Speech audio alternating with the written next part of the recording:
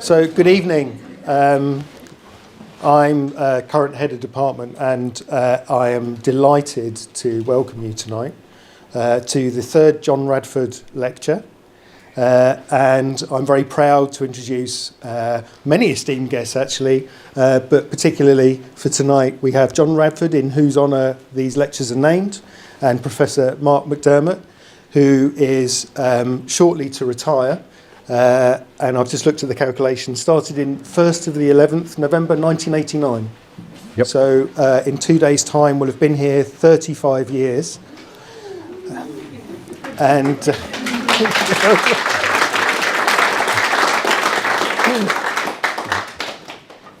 and many other distinguished guests, Professor David Rose, welcome to you all. Welcome to the people online.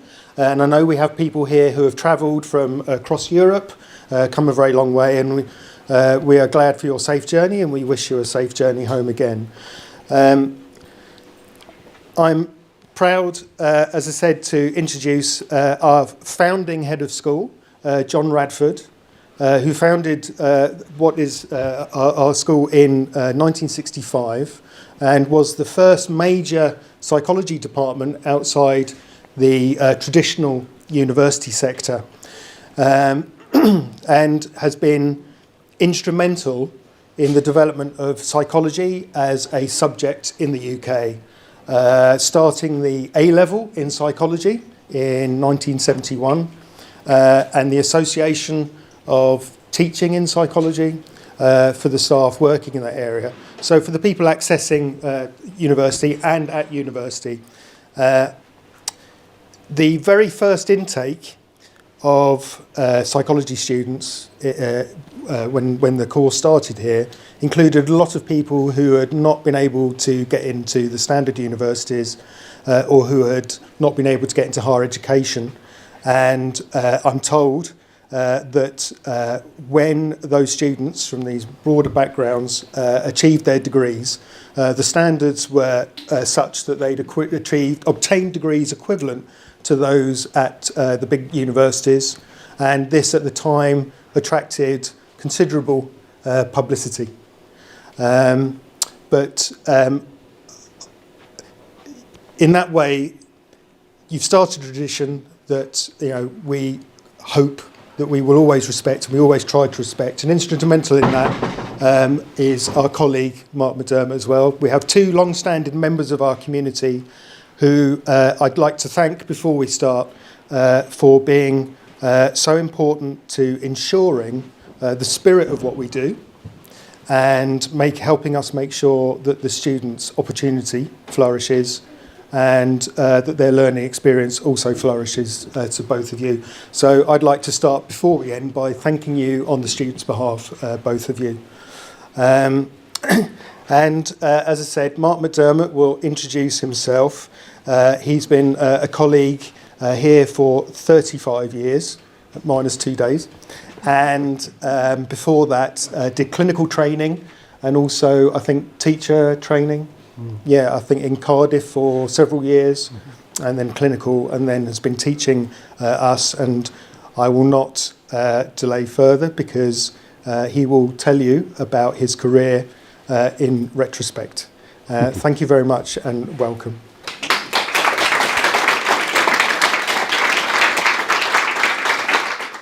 Okay, thank you very much, Richard. Just one small technical thing, Kevin, are we recording on Teams? Do you know we are? Jolly good. Okay. So I've got to reiterate one or two things. I mean, first off, from me, thank you so much for coming. And thank you for everybody who's joining online. It's overwhelming to see so many familiar faces. And I was saying to one or two people beforehand, I'm not used to this because normally there might be 70, 80 students sitting there who I don't know. And that's a different kettle of fish, talking to people you don't know. But practically everywhere I look, I can see somebody who's very familiar to me, which is humbling and slightly scary. But no. Thank you very much for coming. Thank you for joining. Thank you for the people in this room who've come from York, the one individual who's come from Norway, to the person online who I know is listening at 4 a.m. in Australia. I'm really sorry it's 4 a.m. in Australia. I am really grateful to you. And this evening I am going to talk about what I do in my academic spare time. Not what I do most of the time, but the bit of the job that we also get paid to do that maybe you don't hear about so much. And I'll elucidate that in a bit. But it's going to be about looking at psychological beliefs of different kinds. The psychology of rebelliousness, or indeed of radicalism, and other kinds of beliefs in between.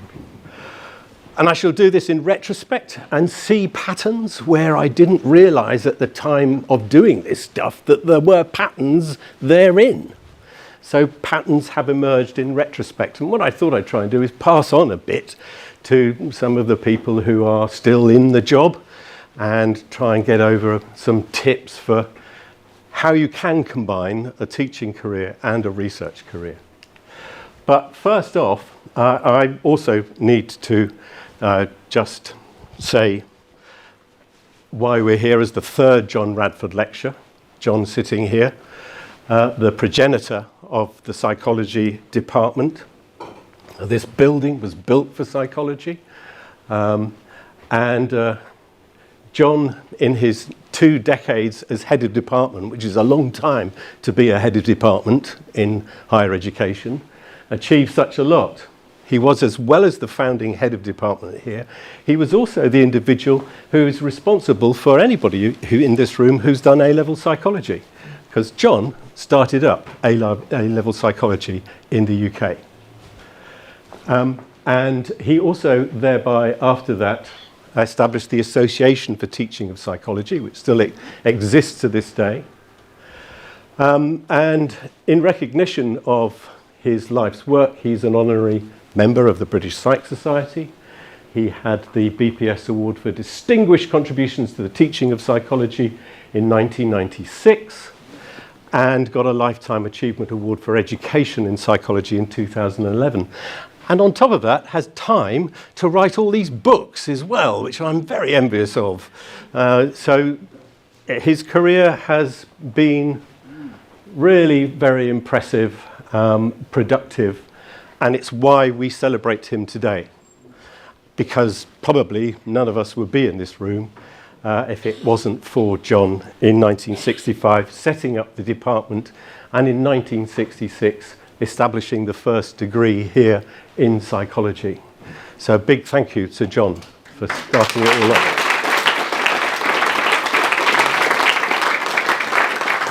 But it would be remiss of me to not say something also about, whoops, slight problem with the slides. No, it's not moving. Now it's moved on too far. That's the next slide. I want to just say a little bit about John's view of education and of psychology, because John published a lot about this in various domains. I'm not going to spend too long on this, nor on any slide, because there are a lot. I've got about 60 seconds per slide. Just to say, John's view is very much that psychology is a liberal science, that is rigorous, humane, that the outcome of education is really to foster a sense of responsible autonomy in individuals, in students. And that the coming together of these make for, we hope, students who are informed, wise, and effective decision makers, but who also have regard to the welfare of others.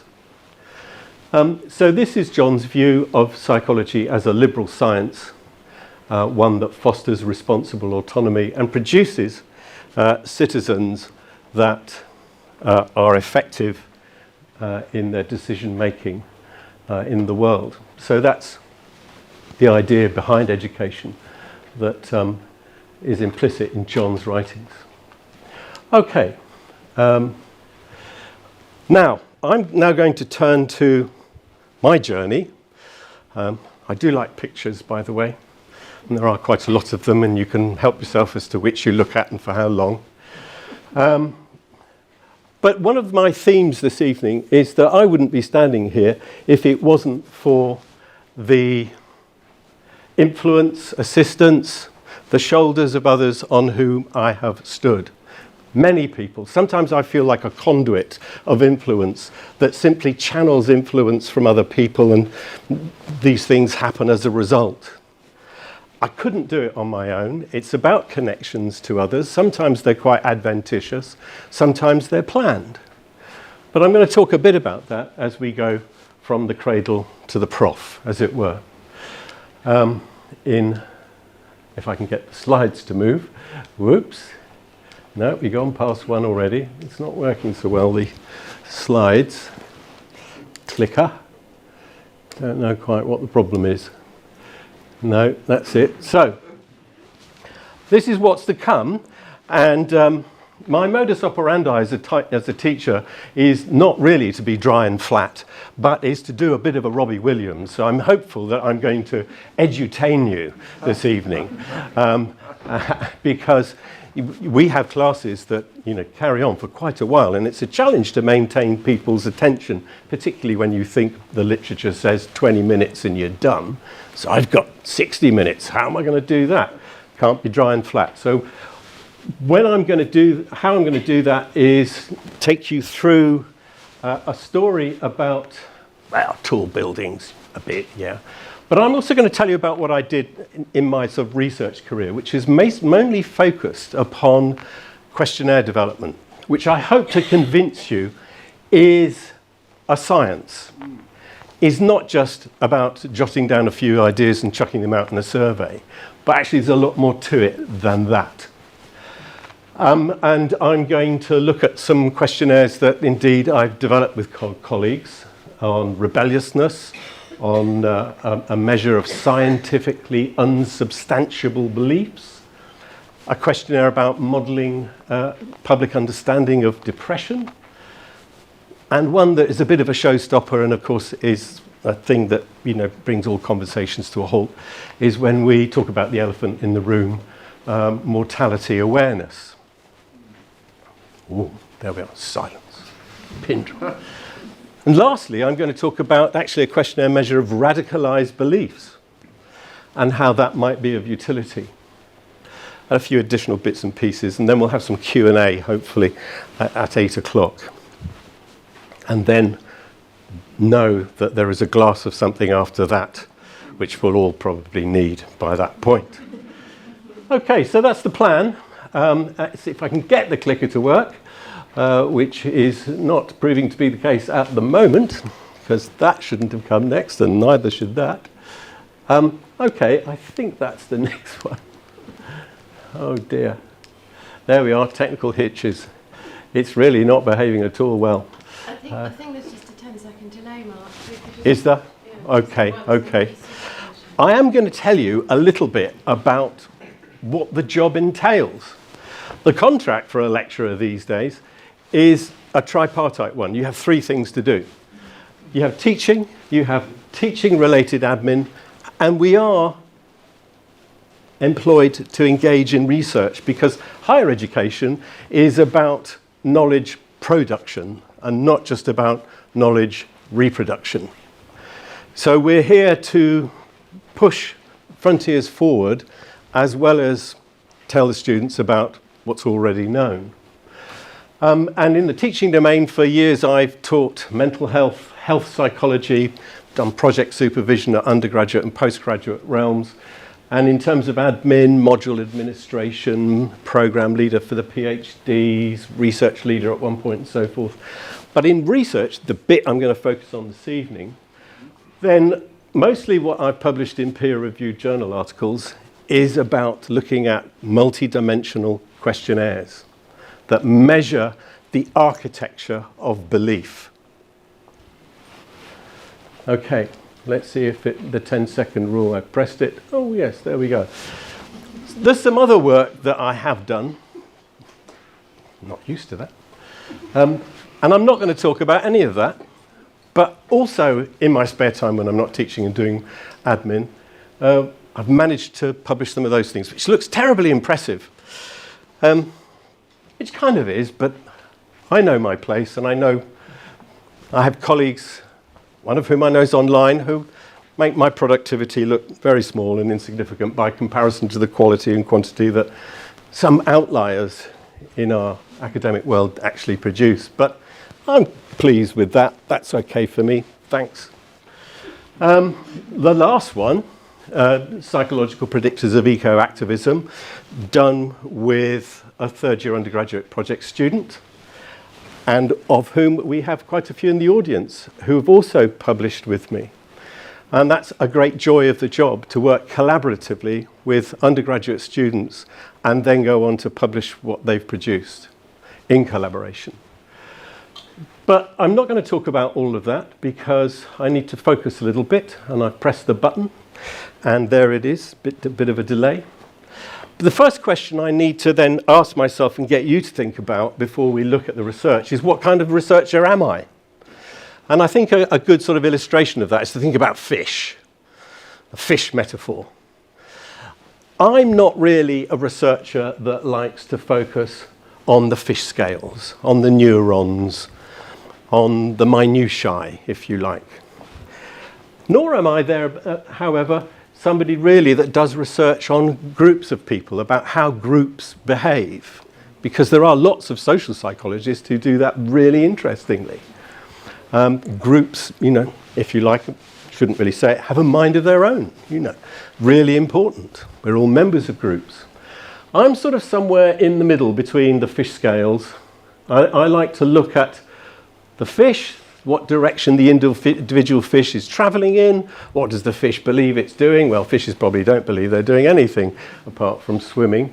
I might sort of go a little bit closer and look at a bit of the fish, but I'm somewhere in the middle rather than at those ends. And that's where I am with my sort of questionnaire research. Okay, I've pressed it 10 seconds later. Is it going to work? No. This is very strange. We've tried to think of every eventuality this evening, and I think this is one we'd not anticipated.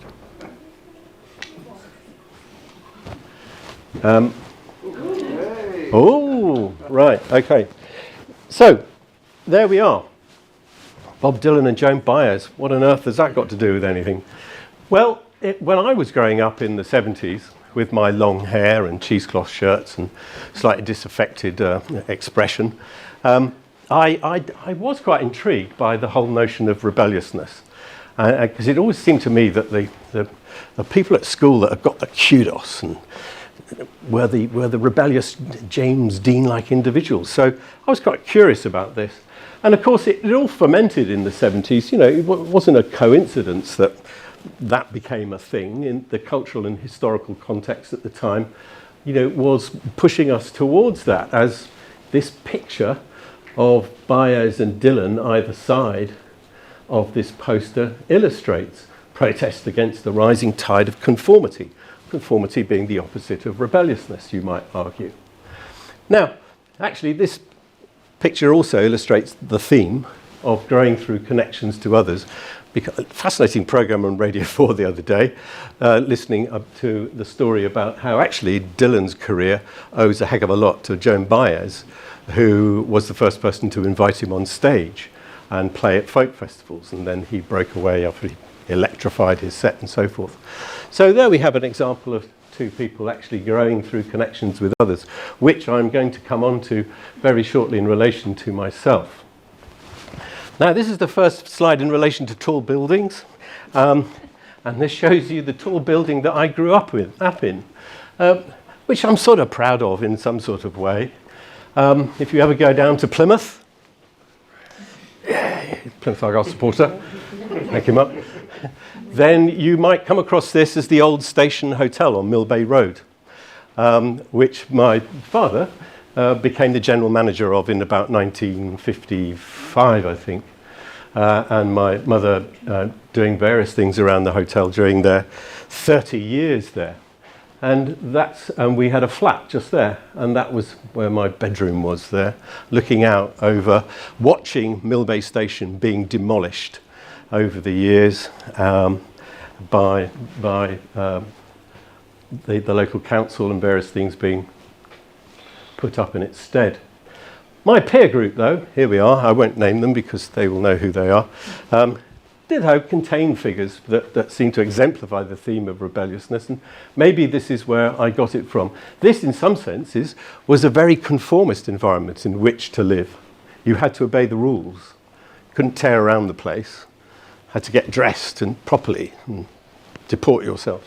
So perhaps, I don't know, perhaps it's got something to do with that tall building that I went on to do some work on rebelliousness. I have pressed the button. Another tall building that was important in my story and the connections I made there was on Park Place in Cardiff, where I spent 9 years.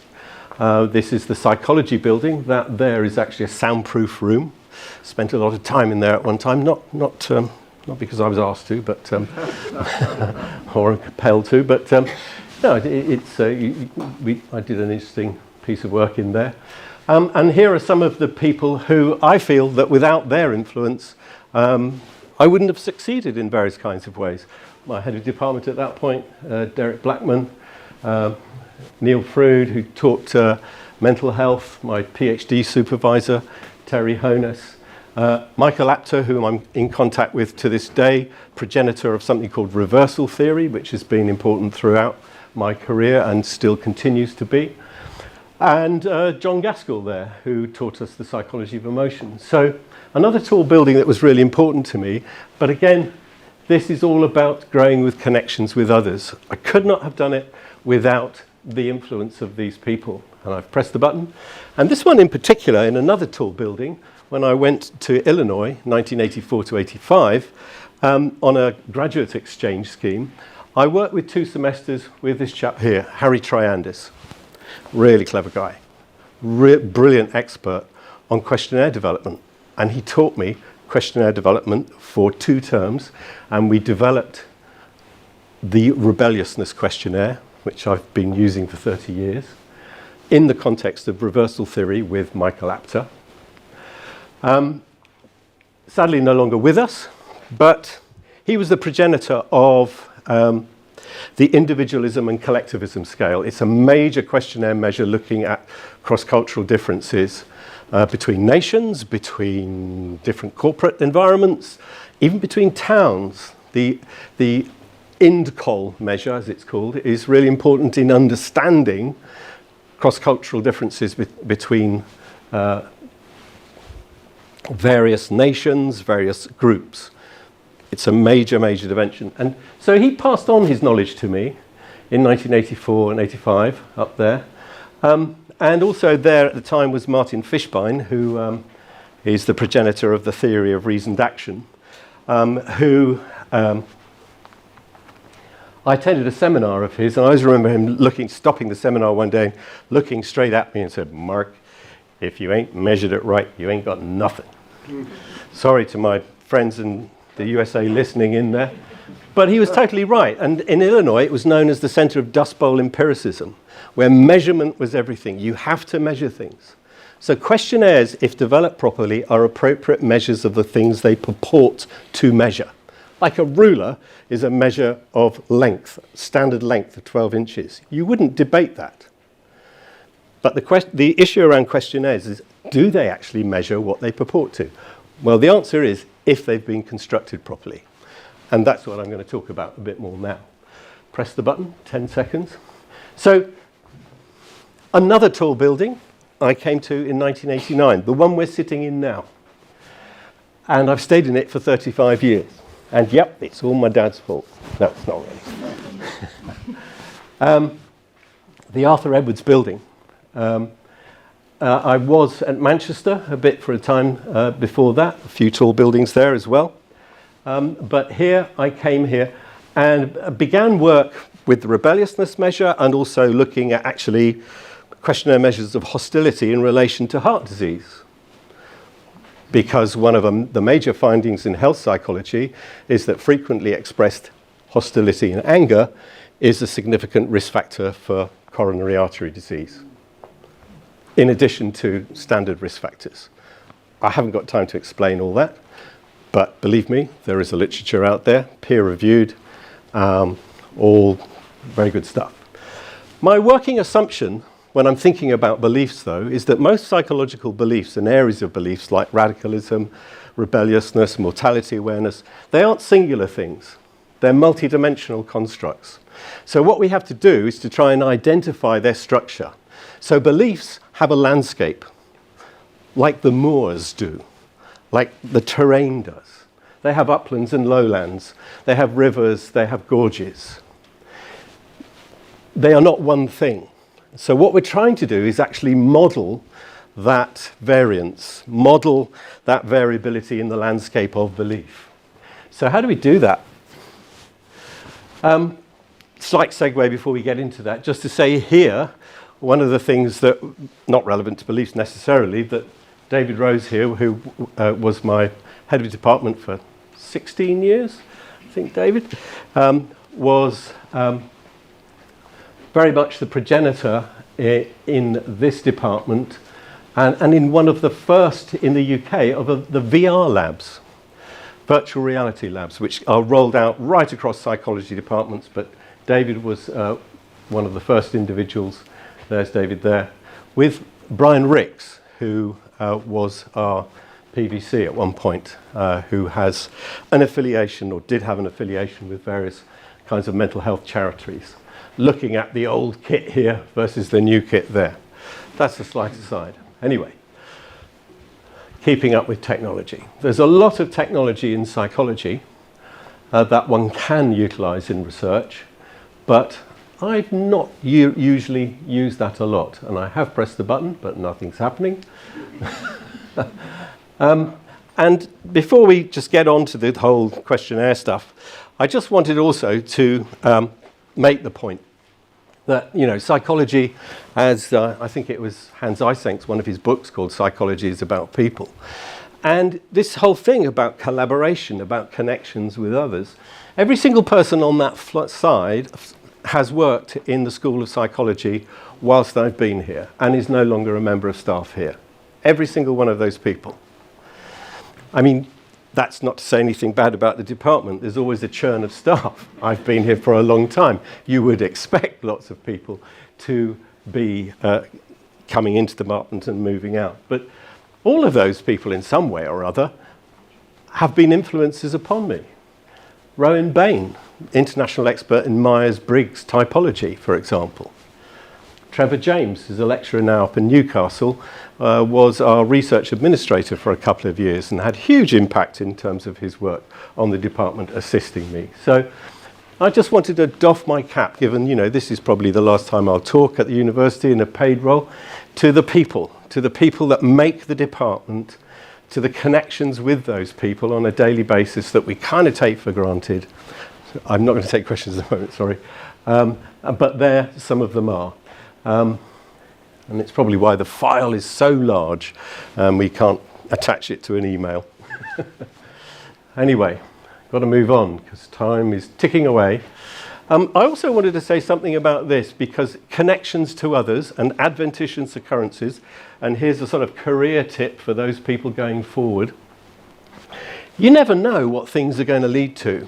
I know somebody who may be listening here, I remember him saying he'll probably be surprised at me remembering, Neil Frood, who is possibly listening from Cardiff, once said to me and to others, never say no to anything. And he's actually probably right. You must at least think about an opportunity that passes your way.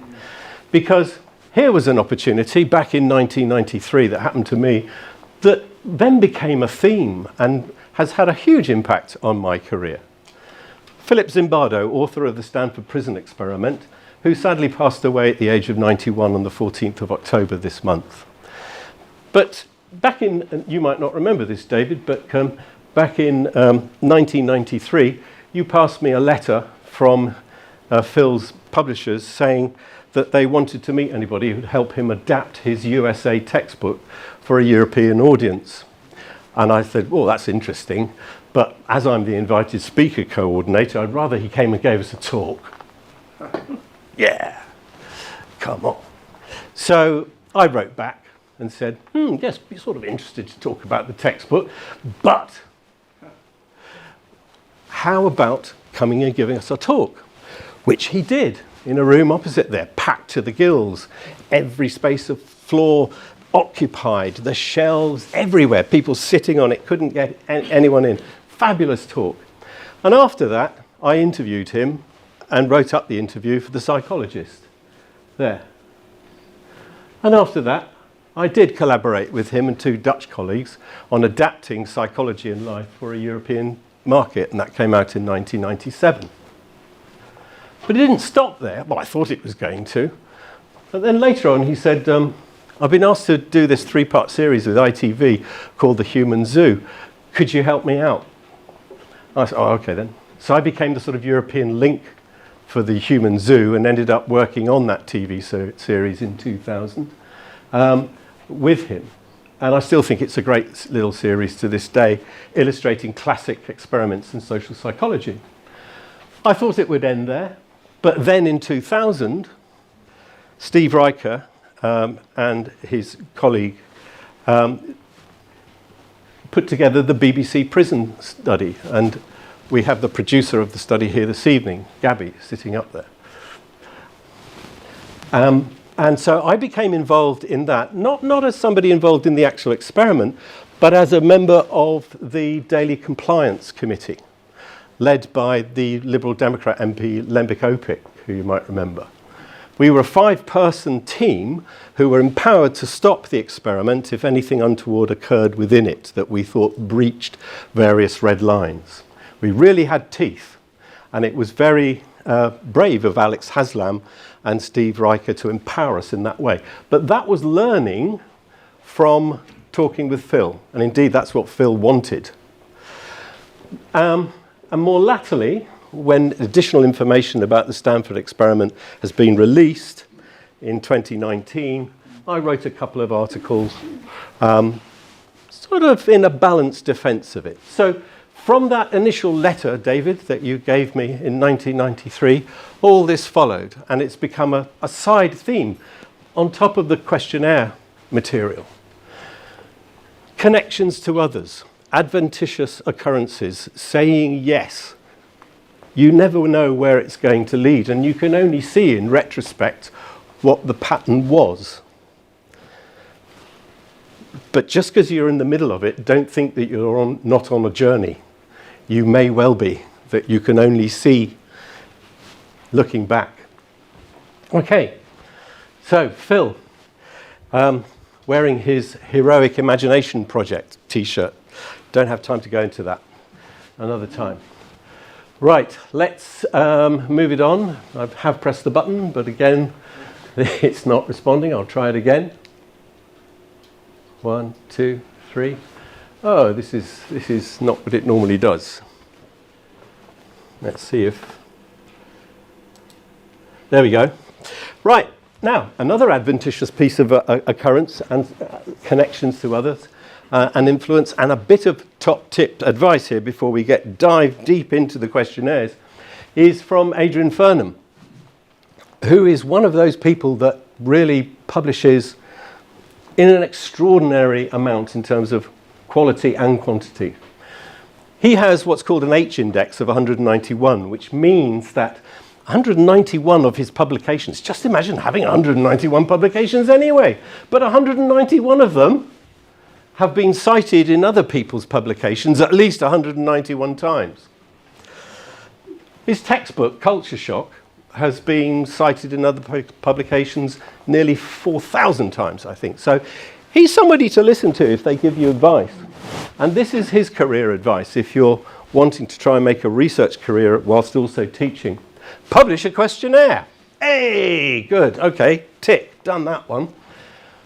Carry out what's called a meta-analysis, a quantitative analysis of a whole bunch of studies that are in a similar area to look at the trends quantitatively across it. Really powerful articles, really powerful bits of publication for social policy people. I haven't done one. Maybe I should.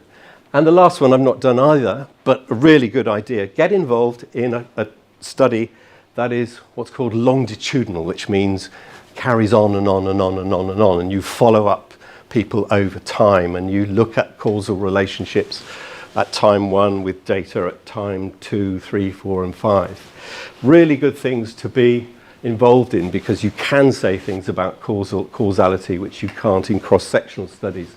So these are great bits of career advice from Adrian, and Adrian and I have done a bit of work together, and I probably should mention he was my external supervisor on my PhD.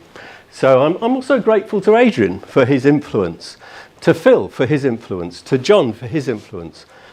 I am the product of all these influences, if you like.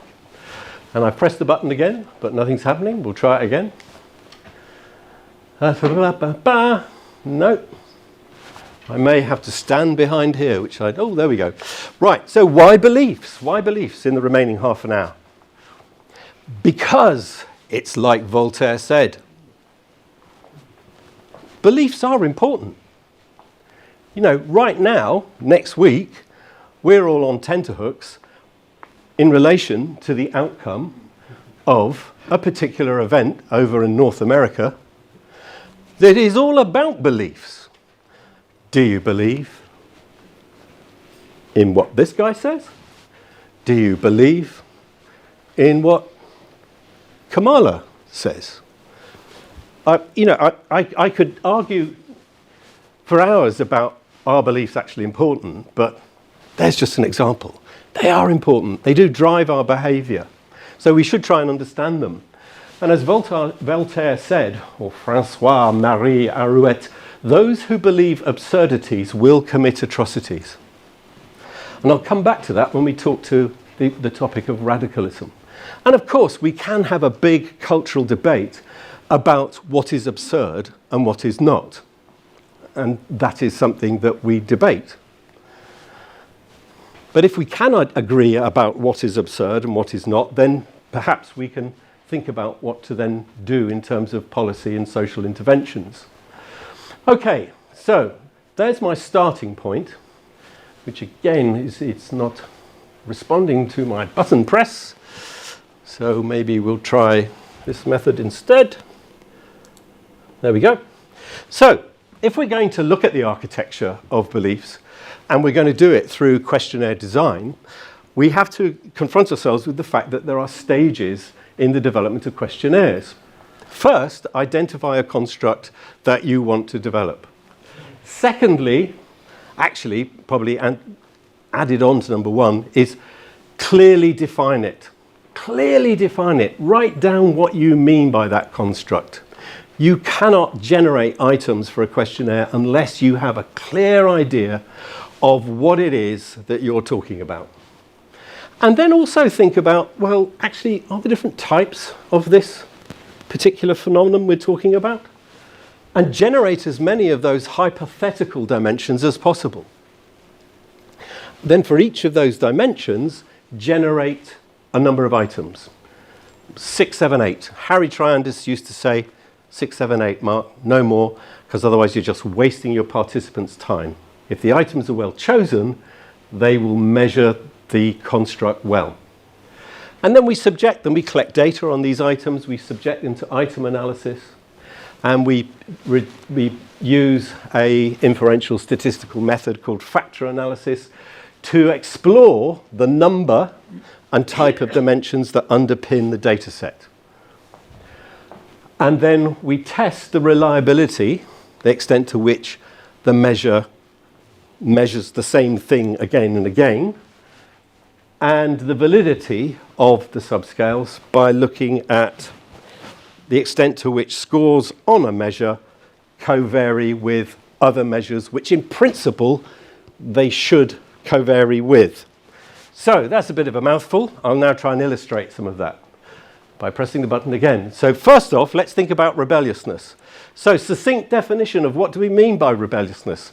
Michael Apter from Cardiff, if you remember, who is online in Florida right now, I hope. Good evening or good afternoon, Michael.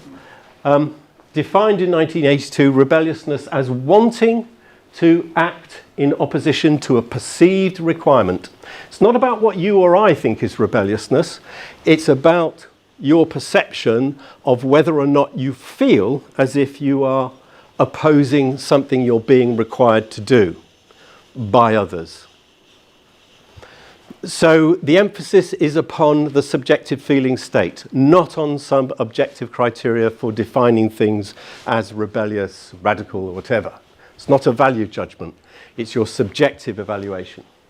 So that's our definition. That's our working definition to start with. And again, it's not responding, so I shall go here.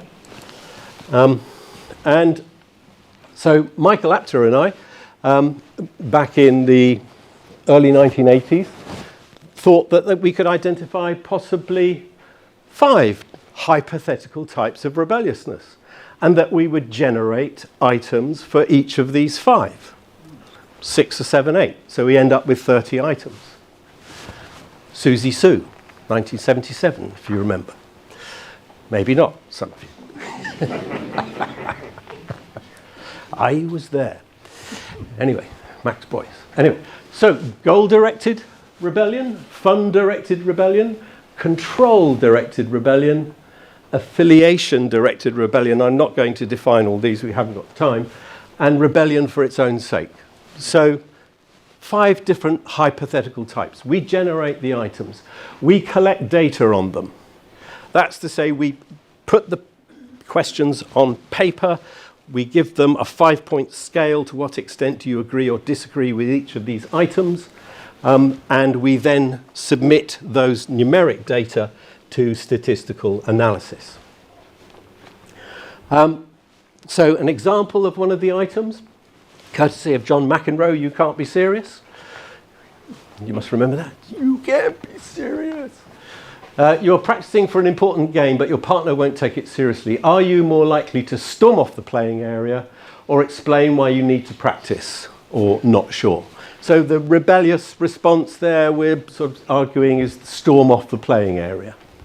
Because the requirement there, in a sense, is that your partner isn't taking it seriously, and they're just expecting you to kind of take that on the chin. There's the requirement, implicit requirement. But your response might be, well, I'm not taking that, and off you go. So that's possibly the rebellious response. So there's goal-directed rebellion, an item that is an exemplar there. And let's see if we can move through. Okay. So in further stages of item analysis, we take the data and we submit it to what's called a scree analysis. Now, Raymond Cattell at the University of Illinois noticed in data sets where he knew the structure that if he did various kinds of things, and again, I'm not going to go into the technicalities of this, but if you subject the data and you produce a plot like this, which he called a scree plot, because it's like a scree line in geography, where at the bottom of the mountain, the bits at the top of the mountain that broke off collect in a line, and they call that the scree line. He noticed that the number of jumps down from the top of the scree to the bottom indicates the number of factors or dimensions or components that underlie your data set. You may think you've got 5, hypothetically, but the data suggests you've only got 2. So then you redo your analysis of the data set, specifying the extraction of just 2 factors. And you see which items load onto those 2 factors. And then you look at the content of those items loading on the 2 factors to determine what those factors are about. And you give them a name that you think fits them. Might be a totally different name than one of the ones that you've got in your hypothetical scheme. And that's what we did for rebelliousness, and what popped out was 2 factors, not 5, which we called proactive and reactive rebelliousness. And one group of items was a sort of sensation-seeking form of oppositional behaviour, where people were doing things for fun and excitement. Do you find it exciting to do something shocking? Is an exemplar item. Reactive rebellious, so rising from a sense of disaffection. If people are unkind to you, do you feel you should be unkind back? So a reaction to. It's about disaffection. So two very distinct forms of rebelliousness, if you like, form the architecture of that belief variable. So then what do those two forms predict? And I've pressed the button, but it's not moving again. So I'll do it manually. Just to illustrate these things, I mean, what fascinates me is I go around the world now and I look at instances of this in everyday life. You know, rebelliousness in everyday life is everywhere. We're constantly deciding to rebel or conform. I love this one. So this was back in a heat wave, and the boys were told that they couldn't wear short trousers in the heat wave by the school, because it wasn't the thing. You had to wear your long trousers. So the boys all got together and completely turned it on the head and came in skirts. You know, right, we'll play around with your rule. You know, we're not going to conform to that. It's a bit of fun, isn't it? As well as rebellion, proactive rebellion. Poll tax riots, on the other hand, reacting against the unreasonable requirements of raised financial levies and so forth in 1990, an example of reactive. So I would argue we see these two forms mirrored in our everyday experience. And that's what should happen if you've identified constructs that really exist.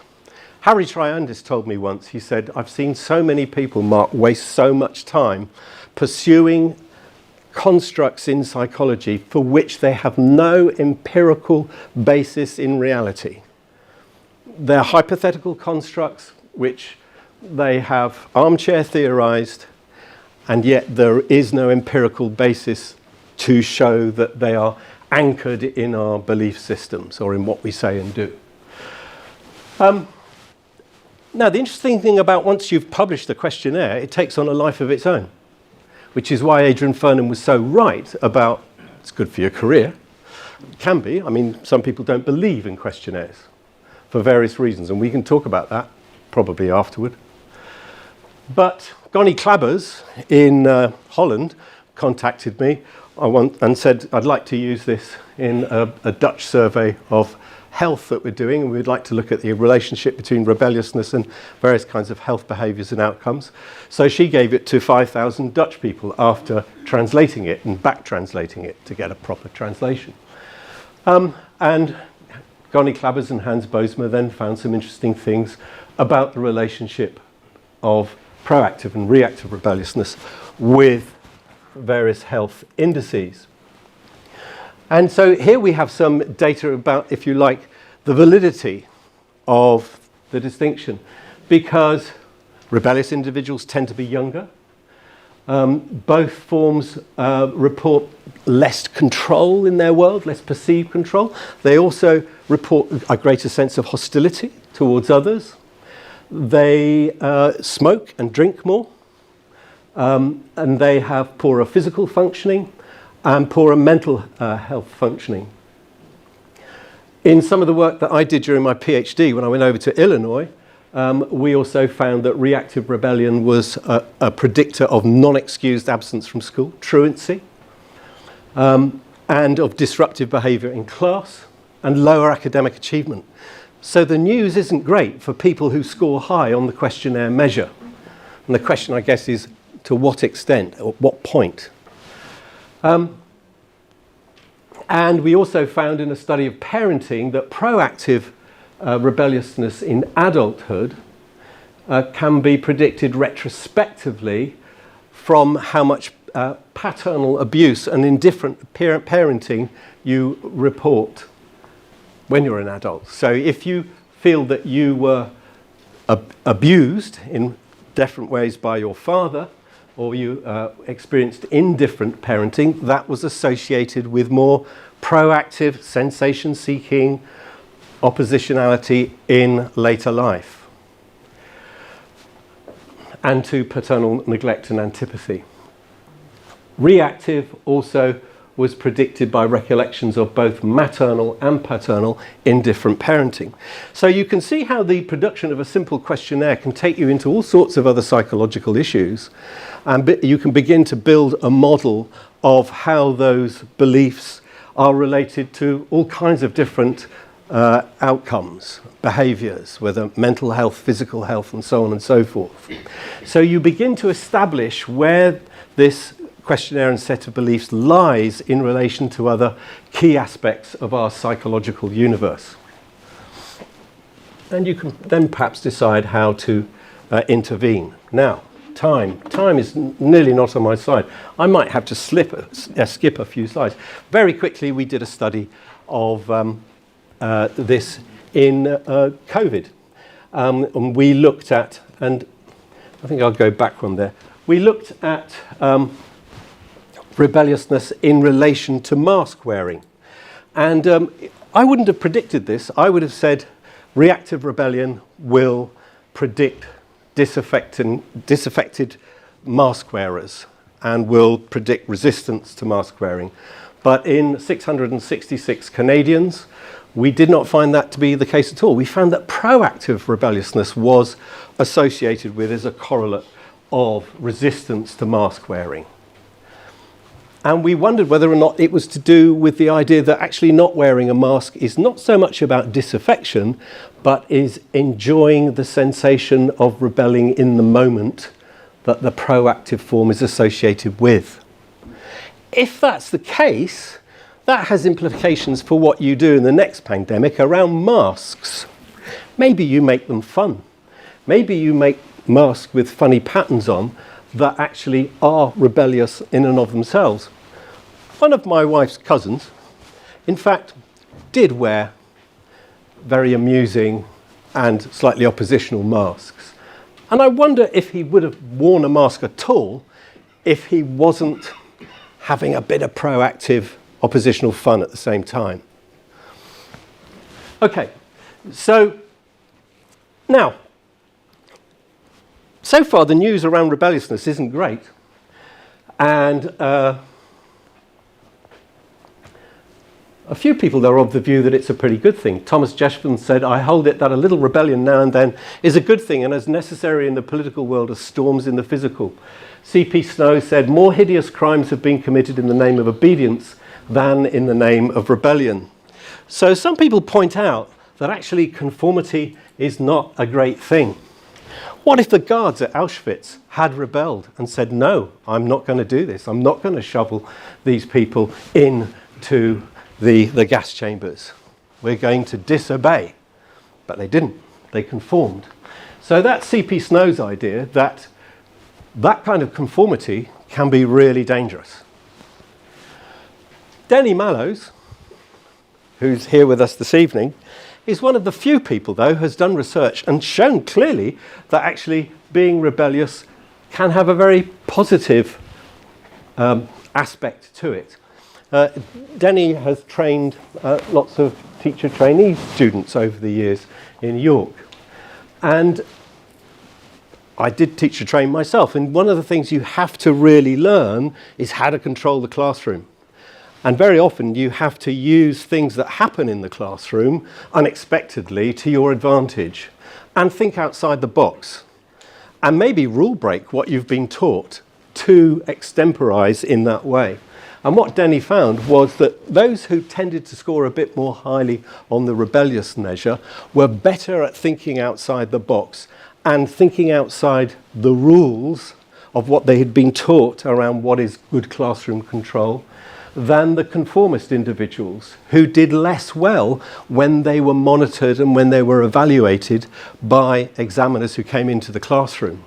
So a little bit of evidence, that rebelliousness actually does have pro-social aspects to it. Okay, this is a repetition, I guess, of a point I made earlier when Harry said he's seen a lot of colleagues devoting time to constructs that don't perhaps have a great basis in reality. So I'm glad he helped me because I wouldn't be talking to you about it now if he hadn't. Now, I'm going to whiz over, probably in I'm going to have to go over slightly, 10 minutes, a few other areas, very, very quickly now. Another colleague and I, Anna Stone in the school, she's also a national belt in this martial art here. We put together a questionnaire measure about beliefs people have in things that are unsubstantiable as scientific ideas. I'm not going to go into the conceptual subscales, nor am I going to go into all the item analysis. I'm just going to point up that from that, in our scree plot, we identified 4 subscales, 4 aspects of scientifically unsubstantial beliefs that we can see underpin the architecture of this segment, if you like, of the belief world in which we live. Beliefs around supernatural forces, beliefs around God and destiny, beliefs around aliens and conspiracies, and beliefs around out-of-body experience. Very difficult to substantiate all of those. Anna's an expert in the psychology of the paranormal and has written about this. So we've produced this questionnaire, and similarly we've done studies on that. I also, with Emily Swannell, an undergraduate, have produced a similar questionnaire using the similar methods to the ones that I used with rebelliousness, in terms of looking at people's understanding of the causes of depression. You know, a major thing that all has us wringing our hands and wishing things were better. So Emily and I produced a 2-dimensional questionnaire about people's public understanding of depression and looked how that related to various kinds of outcome measures on emotional intelligence, interdependence, actual depression scores.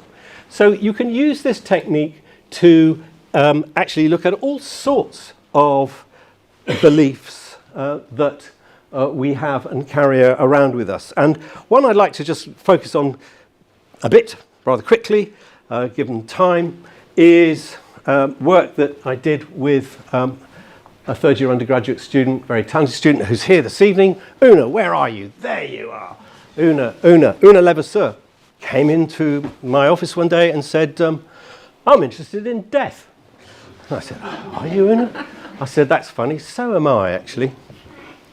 No coincidence, 2014, my mother was very ill, you know, and I was thinking about that as an issue. And, well, we probably all do, don't we, from time to time?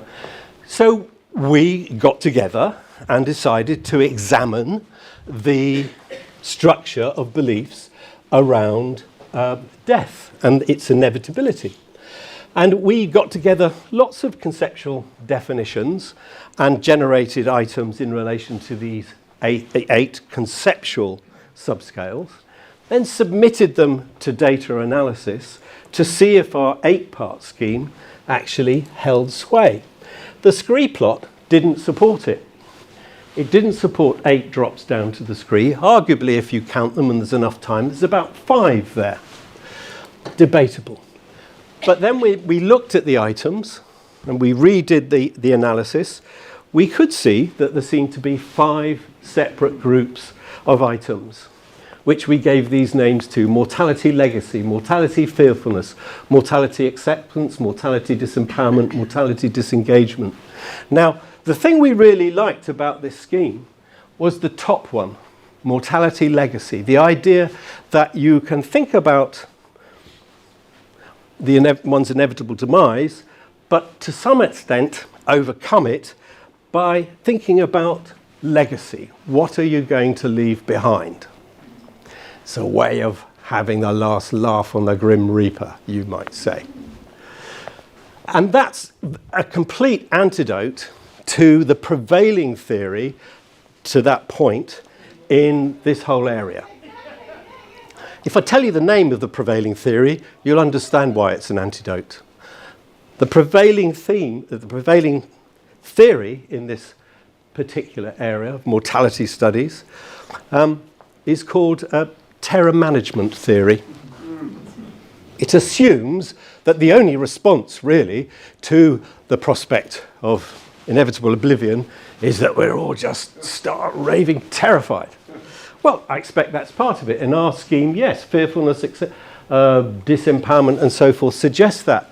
So there is no positive spin within this. So the model that Una and I developed, this 5-part model, actually extends the literature by suggesting there is another way of thinking about mortality awareness that is not just sort of negative, but actually is positive and possibly could help people in end-of-life settings. And I'm in talks with somebody who wants to do that. Now, interestingly, again, a questionnaire has its own life.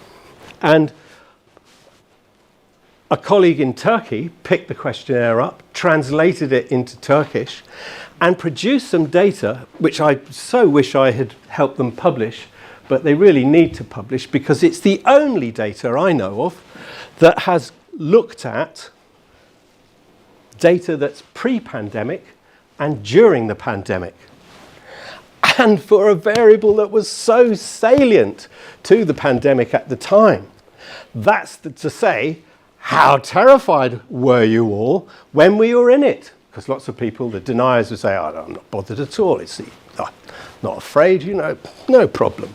And there I was, bringing the stuff back home from Morrison's and washing it all down with disinfectant, because I'm a man of a certain age and noticed, So I'm quite intrigued to actually see this data, because if you just look at these mean scores here, so just look at fearfulness, for example. So here's the mean score for mortality fearfulness before, 3.47. Fearfulness during the pandemic doubles on average in this population in Turkey. It doubles. So don't let anybody, okay, it's what's called a nomothetic study. It aggregates across samples. But please don't tell me that people weren't scared in the pandemic. Oh, yes, they were. And mortality acceptance, also scores on that before were quite high. Mortality acceptance before 6.25, during mortality acceptance halved. Just halved. Went down by half. Fearfulness doubles, acceptance halves. So the pandemic actually did impact significantly our mortality awareness, and our questionnaire demonstrates this. And I must get back to Alsha Rafani and Mert and try and help them publish their fantastic data, because it does inform how our responses were. There are other ways of investigating this. Yes, I know. We can do this through interview. We can talk to people and carry out semi-structured interviews. But a questionnaire, if you like, is a highly structured interview in some senses. It's still self-report data. It's still a reflection of what people think and believe, albeit in a systematized way. Now, I haven't got much time left at all because I'm already over 8 o'clock to run through radicalization, but I will do very briefly in about a few minutes.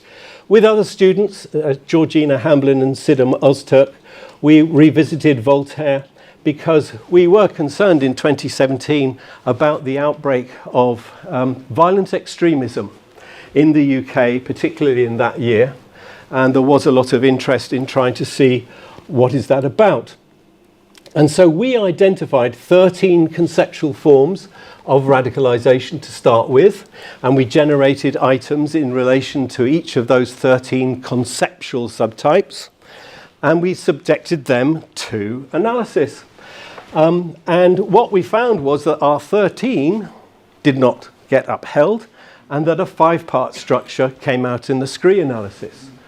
And we called them these things: anti-complexity radicalism, impulsive radicalism, impositional radicalism, economical radicalism, defensive radicalism. So I would argue the architecture of radicalized beliefs. Lots of theories in this area don't look at the architecture of beliefs at all. They look at stage theories of people being socialized into radical activity, and they don't focus on the structure of beliefs. Seems to me they're missing something. So we did other studies in this, and I'm just going to show you, well, I'm going to make 1 or 2 big points because time's run out. But the form of the 5 forms of radicalism that predicts other measures on self-reported aggressive behaviour and likely to engage in violence extremism is this form, impulsive radicalism. That's the form that seems to predict if somebody is going to move towards actually taking violent extremist action. So we can ask people about these kinds of beliefs and talk to them about it, and we can. I can't talk to you about this now, but we examined these beliefs in relation to other variables and find various kinds of interesting things. Like, for example, top right there, we found that noticeably a dislike of difference is a key aspect of these beliefs. They correlate with an intolerance of difference. So that, big thing for us as a society, how do we come to terms with the fact that we are different, that nations are different, that people are different, that beliefs are different? How do we celebrate difference and not be threatened by it, but rather come together and tolerate and celebrate difference? If only that were the case in the Middle East right now.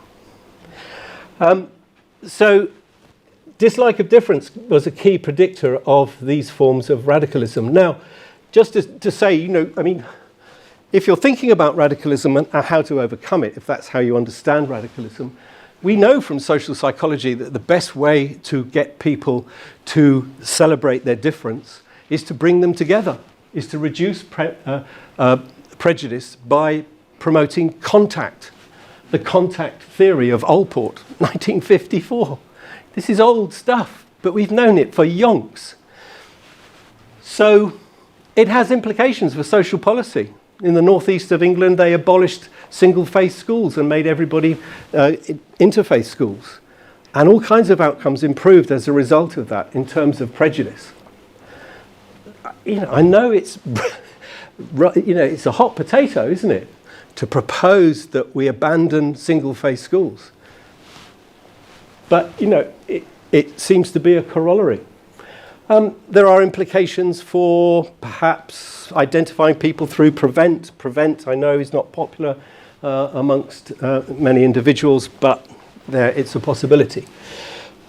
Just some other constructs that we're also investigating using this same methodology that I haven't finished yet and I hope to do during my retirement, or preferment, as some people call it. We've looked at misandry. I didn't know what that word was until I said to one of my students, what's the opposite of misogyny? Surely there is one. That's it. So it's antipathy towards men. So let's have an understanding of that, as well as, say, misogyny. Also, heroism. What's the cognitive or belief architecture around people engaging in courageous acts? Something that Phil Zimbardo was really interested in, and he established what he called the Heroism Project to examine this. So those are ongoing projects that we're doing in this area, plus measuring other kinds of, this is a concept in reversal theory, which we're developing a novel methodology for. And I would say, we can help to understand the big questions of our time by looking at beliefs in this way, whether it be the 4 Cs, climate emergency, the COVID pandemic, conflict, the cost of living crisis. We ought to be trying to understand the questionnaire science, the belief structure, the architecture of beliefs in this domains to see how we best might intervene. My own advice to people in their careers is to follow your nose. That's what essentially I have done in relation to a lot of these things. It will take you a lot further than doing what other people want you to, but you're not particularly interested in it. Don't do that. Follow your nose, go as far as you can, and you will get places that you cannot necessarily imagine. So, to sum up, because I'm over time, I've got a lot to thank UEL for. I've had a great career. I'm going to get emotional. I've had a great career, which I owe to many people. And whilst at UEL, I met and married my wife and had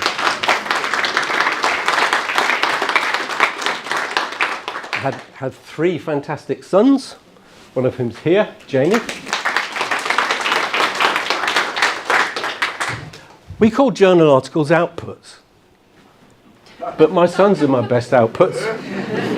Or our best outputs. Sorry, Jamie, here it comes. And they also support Arsenal, which is no bad thing in these times. Sorry, Mark. Well, Plymouth Argyle and Arsenal, you know, I have to flip between the two. But there they are in their Emirates garb, Jamie, Milo and Daniel. So, yeah, I suppose this is my swan song. I don't know what's going to happen next. I've got other things to do. I've got lots of projects still to write up. And because I'm free from teaching and module management, I hope to be doing that, as well as a popular science book on my favourite subject, rebelliousness, courtesy of Hachette, the publishers. UEL have kindly allowed me to become an Emeritus Professor, which is honorary, unpaid, but I get to keep my email address. So that's all good, isn't it? And it's a good time to be, I suppose, leaving UEL, because UEL is doing really well right now. Really, really well. I could have put up another slide that has even more of these graphics on it, but I thought, oh, no, we'll just restrict it to this, because in this year, UEL has risen 40 places to 56th out of 120 in the Guardian league tables. UEL Psychology is ranked 28th amongst 116 departments. And this year, everybody's really pleased here because UEL was nominated the University of the Year for Teaching Quality by the Times, because we've improved, or just it's been recognised what we do. So the East is rising, and so shall it be. There's an inevitable reference, if you want to follow it up, in The Psychologist, Reflections on an Occupational Lifetime, which I wrote about 4 years ago, which is quite entertaining, about technological innovation, actually, which is a bit scary. And also there's a free book, if you want to download it. It's free to download, not to buy a copy of, which was written by a group of university academics, a history of the University of East London, and myself and David Rose and Dave Harper. Where are you, Dave? Dave, there you are. Fantastic contribution to this chapter. About the 60 years of UEL Psychology is there. You could read that if you'd like to online. And that is actually it, and it's probably 1:15, and we thereby probably have only a few minutes for questions, and I've done what I normally do, which is overrun. But there you go. Sorry about that. And right, there we go.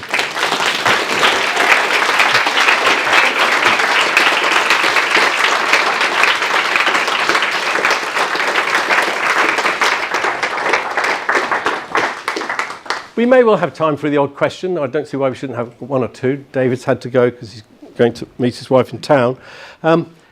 Kevin Head here. I'd like to just actually thank a few people. I'd like to thank my Dean of School, Sophia Bakari, who supported this whole event in various kinds of ways, to our amazing admin team, Sharon McIntosh, and various people in the centre of UEL who produced the online page where you got to register and so forth. And to this gentleman here, Kevin Head. It's emotional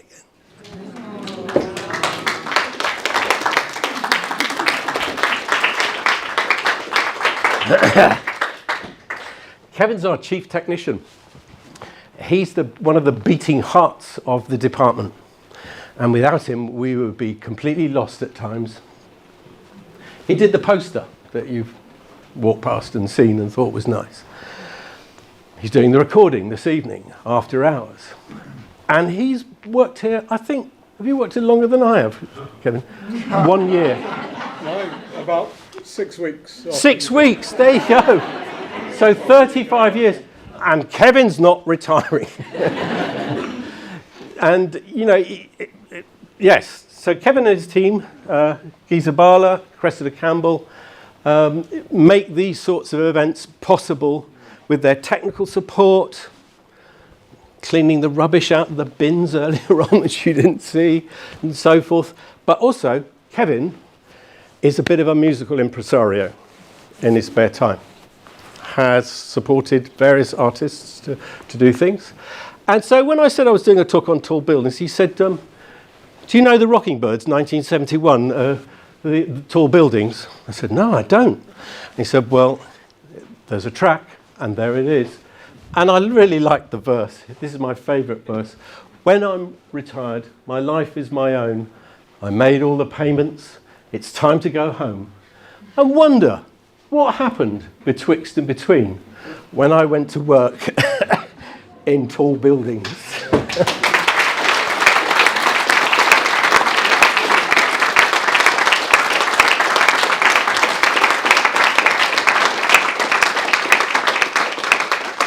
So I think out of respect to the people online, we probably have to finish now. Is that right, Kevin? Would that be your judgment?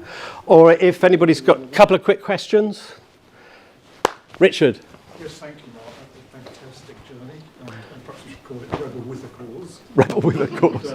But I just wanted to ask you if you could just tell us what your perhaps most treasured moment of discovery has been. Ooh. So I know you've got many treasured moments. It's a really interesting question. And I'll tell you what my answer is. It sounds a bit geeky. We use a statistical package called SPSS, the statistical package for the social sciences. And we chuck the data in there. And, you click on the menus, which it is now. It wasn't always menus. And you do the inferential stats. And the bit I really like is when you press the button. And it does the stats, and then a millisecond later, out comes the result. And you see whether or not you've got a statistically significant correlation between your variables or a statistically significant difference between your conditions, if that's what you've used. That's the exciting bit, because it's like peeking over the edge of a piece of terrain that nobody else has quite seen yet. I mean, lots of people have gone to Machu Picchu, or we've all travelled all over the world. We've scrambled over it. We've dived down in the waters of it. There's hardly an inch that we can't now go and see on Google Earth. But the bits we can't see are these relationships between variables, or these glimpses of new knowledge. So for me, I think that's the addictive bit for me. That's the bit that has kept me going. I am a victim of those contingencies of reinforcement, that push button reinforcement, if you like, that our world is so dominated by in all sorts of ways. But that's my push button reinforcer. That moment of, well, we've done all this work, we've collected all this data, we've got this hypothesis, now boom, oh, wow. That, and I can't isolate one. I'm not sure I can isolate one. Thank you, Ross. Yes, Joshua. That was really great, Mark. I'm just really ticked off now that I can't enrol in one of your classes. Thank you. I wanted to ask if you would tip your hand about a particular result. And I recognise this may open a methodological can of worms, but can you tell us how one particular subject scores on your two measures of rebelliousness, namely Professor Mark McDermott? How do I score on it? Oh, goodness. I think I'm more reactive than proactive. I don't, well, you'd have to ask my wife, but... Oh, yes, probably a long time ago, but I've forgotten. I don't know what the numbers are, but no, I don't think I'm a sensation-seeking, oppositional individual that does it for kicks and for laughs. No, I think I tend more to get... I actually do respond very strongly to a sense of injustice. It really bugs me. I don't like it when the less powerful get treated badly by the powerful, as it were, or I see it in those terms. And that gets my reactive rebellion going, I think. So, I don't know. Yes, social justice, which actually, strangely enough, is a big theme in this university's research over years. It's had a very strong interest in social justice as a research area. Gary, did I see? No? Okay, what's the time? The time is time for a drink, because it's 9:20. And as you walk out, you can listen to, courtesy of Kevin, Tall Buildings by the Rocking Birds, John Radford. Is it going to work? There it is, it's working. So